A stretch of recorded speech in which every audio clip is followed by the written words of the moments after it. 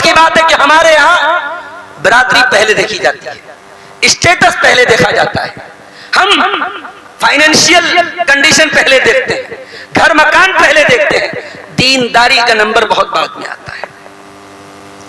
अल्लाह के प्यारे नबी फरमाते हैं तुनकहुल मरअतु लिअरबईन, जब औरत की शादी होती है तो 4 चीजें देखी जाती हैं, ले मालिहा वले हसबिहा वले जमालिहा वले दीनिहा।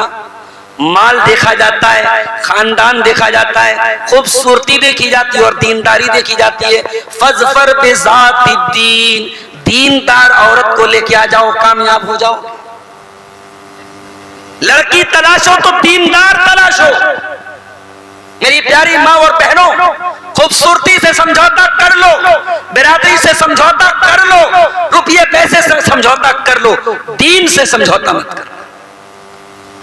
बेदीन औरत आएगी घर को बर्बाद कर डालेगी।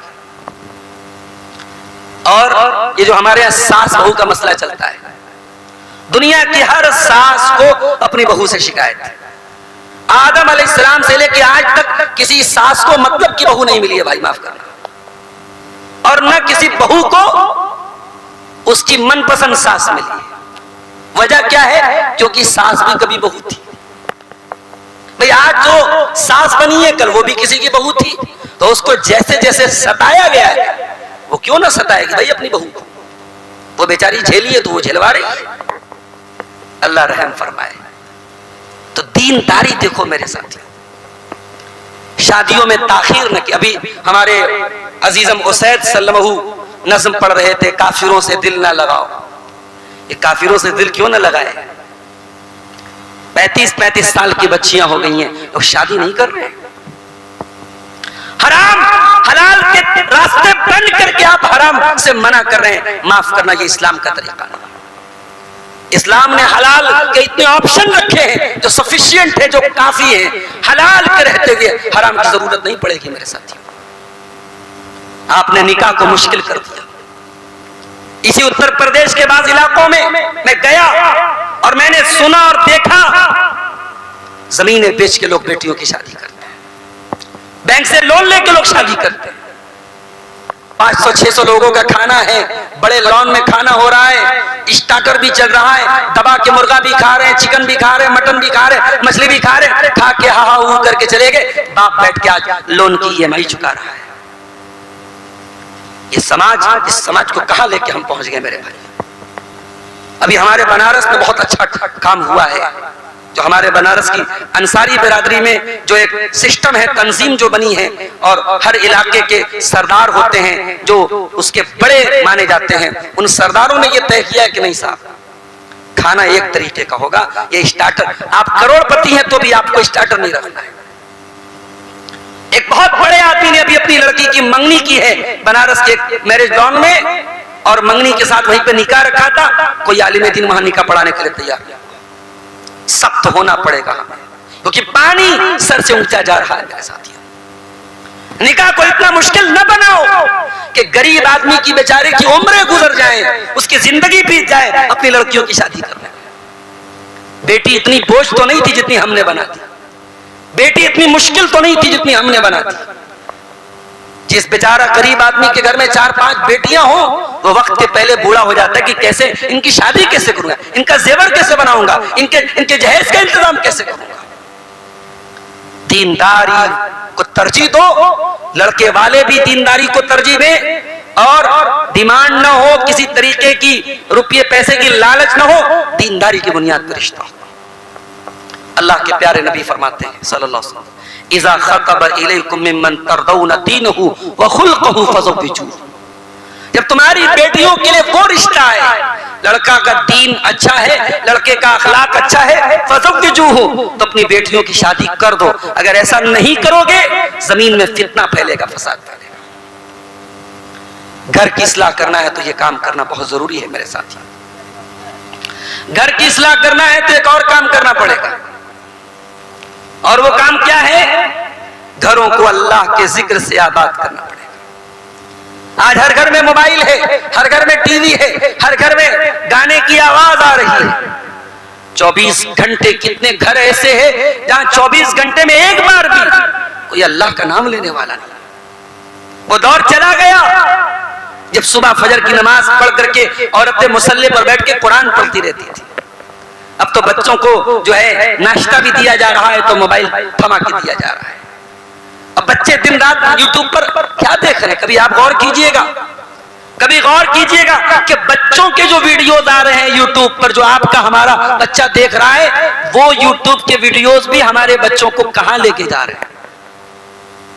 छोटी छोटी बच्चियां जो स्कूल में पढ़ती हैं, उनके दिमाग में बिठाया जा रहा है कि एक रिश्ता गर्लफ्रेंड का भी होता है, कोई गर्लफ्रेंड भी होता है, कोई बॉयफ्रेंड भी होता है, कोई ब्रेकअप भी होता है, कोई क्रश भी होता है।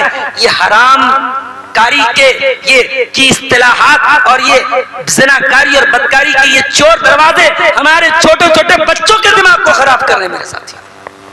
और आप यकीन नहीं करेंगे, बहुत छोटी छोटी बच्चियां जो सही मानों में भी बालिग भी नहीं हुई, स्कूल में क्लास 8 क्लास 9 में पढ़ रही हैं। मेरे सामने ऐसे केस भी आए हैं कि वो छोटी छोटी बच्चियां स्नैपचैट से, इंस्टाग्राम से उन्होंने अपने खानदान के, अपने इलाके के, अपने मोहल्ले के किसी लड़के से दोस्ती की और स्कूल के बहाने उससे जो है मुलाकात कर रही है। जो लड़की आज 11-12 साल की उम्र में ये हरकत कर रही है, कल जब वो 18-20 साल की उम्र को पहुंचेगी वो क्या करेगी? अल्लाह हम सब पर रहम फरमाए। सैलाब जब आता हो तो हमें डैम बनाना पड़ेगा मेरे साथी। बीमारी ज्यादा हो तो हमें एंटीबायोटिक का इंतजाम करना पड़ेगा। अगर घर की इस्लाह करना है तो हमें अपने घर की दीनदारी पर तवज्जो देनी पड़ेगी। माफ करना, आज हमारे घर बड़े आलीशान बन गए, टाइल्स बिछ गए, मार्बल बिछ गए, दुनिया का बेहतरीन पेंट लगा दिया हमने, बड़े शानदार आपने मकान बना दिया। लेकिन अगर उस घर में अल्लाह का नाम लेने वाला कोई नहीं है, सारे टाइल्स के बावजूद, सारे मार्बल्स के बावजूद, सारी डिजाइन्स के बावजूद, करोड़ों की लागत से बना हुआ वो मकान अल्लाह की नजर में, उसके रसूल की नजर में वो मकान वीरान है, वो मकान मुर्दा है, मुर्दा खाना है वो मकान। अल्लाह के प्यारे नबी सल्लल्लाहु अलैहि वसल्लम फरमाते हैं, मसलुल बैतिल्लज़ी युज़करुल्लाहु फीही वल बैतिल्लज़ी ला युज़करुल्लाहु फीही मिसलल हय्य वल मय्यित। जिस घर में अल्लाह का नाम लिया जाए वो घर जिंदा है, और जिस घर में अल्लाह का नाम न लिया जाए वो घर मुर्दा है। घर की इस्लाह करना है, एक काम और करना पड़ेगा।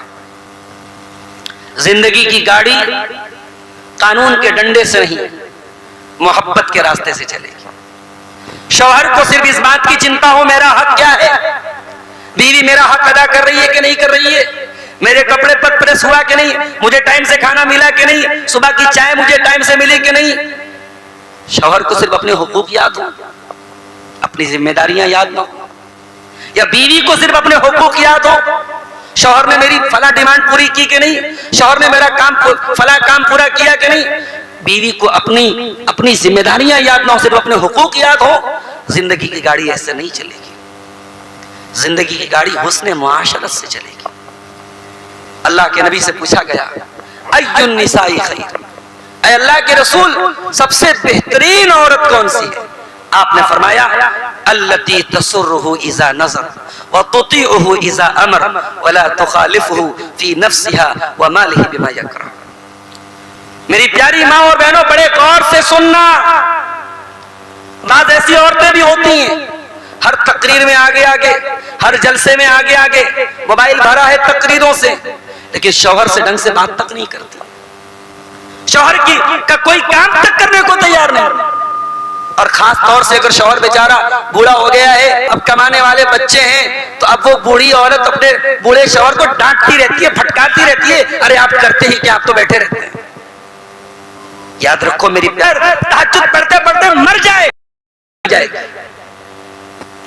अल्लाह के नबी ने कंडीशन लगाई है, जन्नती औरत की कंडीशन है कि उसे अपने शौहर की इताअत करनी पड़ेगी, अपने शौहर की करनी पड़ेगी। क्या अल्लाह की औरत कौन सी है? आपने फरमाया, देखो तो खुश हो जाओ।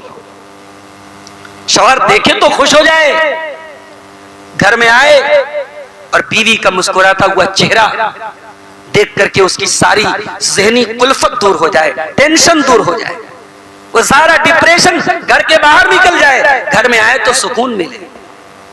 ऐसा ना हो बेचारा बाहर की टेंशन लेके घर आए तो घर में अलग दर्द सर मौजूद हो, उसको डिस्प्रिन की गोलियां खानी पड़ जाएं, उसको स्लीपिंग पिल्स लेनी पड़ जाए। घर में आए तो सास की शिकायत, ननद की शिकायत, देवर की शिकायत, देवरानी की शिकायत, शिकायतों का पिटारा खोल के बैठ जाए। नहीं, शौहर देखे तो खुश हो जाए।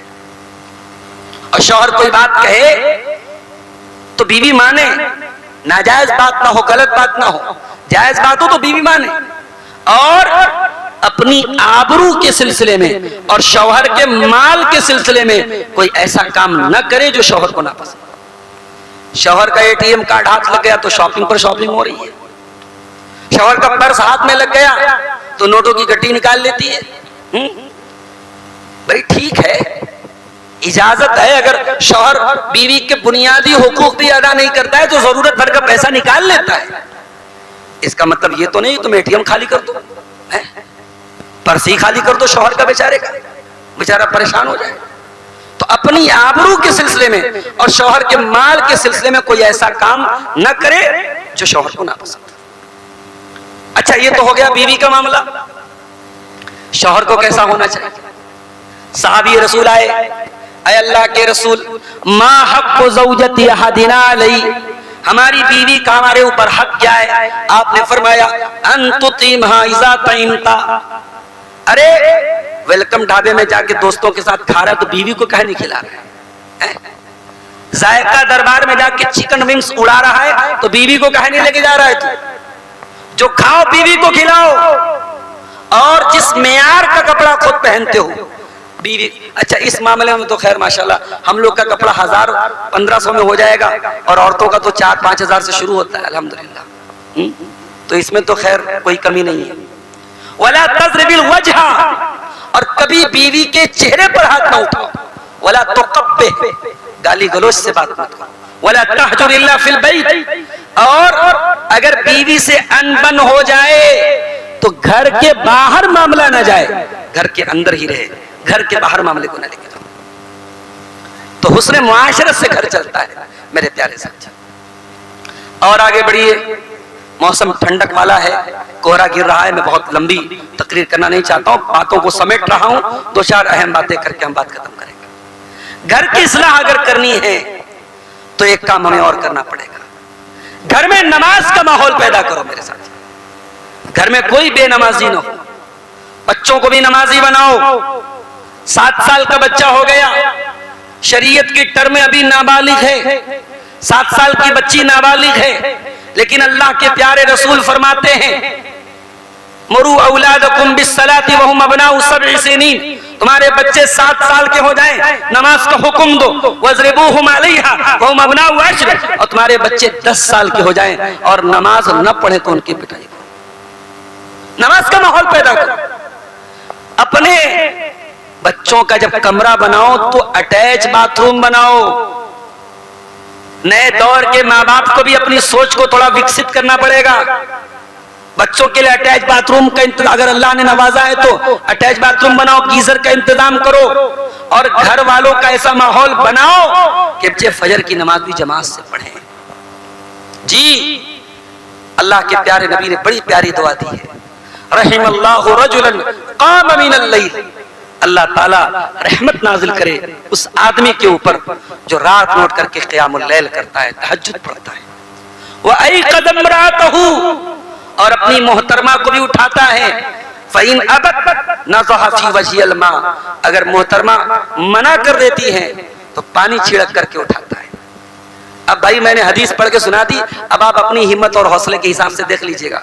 पानी छिड़कने के बाद अगर सही सलामत रहे तो कोई बात नहीं, बीवी को उठाए और बीवी इनकार कर दे तो पानी छिड़क करके उठाए। अल्लाह के नबी ने ऐसे मर्द के ऊपर रहमत की दुआ की है, और अल्लाह रहम फरमाए उस औरत के ऊपर कामत मिनल लैल, जो रात में उठ करके क़ियामुल लैल करे और अपने शौहर को उठाए। अगर शौहर इनकार कर दे, नज़हत फ़ी वजहिल मा, तो शौहर के चेहरे पर पानी डाल के उठा।